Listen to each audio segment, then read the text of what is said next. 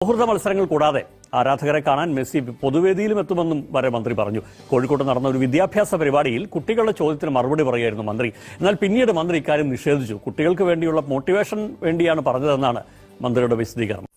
ഉളുപ്പ് എന്നൊരു സാധനം വേണം. ഉളുപ്പ് എന്നൊരു സാധനം അബ്ദുൾ റഹ്മാൻ എന്ന് പറയുന്ന ഈ മറുകണ്ഠം ചാടി ചാടി കളിക്കുന്ന ഈ രാഷ്ട്രീയ നേതാവിനും ഈ സ്പോർട്സ് മന്ത്രിക്കും ഇല്ല എന്നുള്ളതാണ്. ഒരുപക്ഷെ ഇന്ത്യയിലെ ഏറ്റവും കൂടുതൽ ആളുകൾ ഇഷ്ടപ്പെടുന്ന ഒരു ഗെയിം ക്രിക്കറ്റ് ആയിരിക്കാം. പക്ഷേ കേരളത്തിലേക്ക് വരുമ്പോൾ കളി അങ്ങ് മാറും. കാൽപന്ത് കളിയെ ഇടനെഞ്ചിലേറ്റുന്ന ആളുകൾ തന്നെയാണ് കേരളത്തിലുള്ള മലപ്പുറം ജില്ല, കോഴിക്കോട് ജില്ലയിൽ പ്രത്യേകം പറയണം.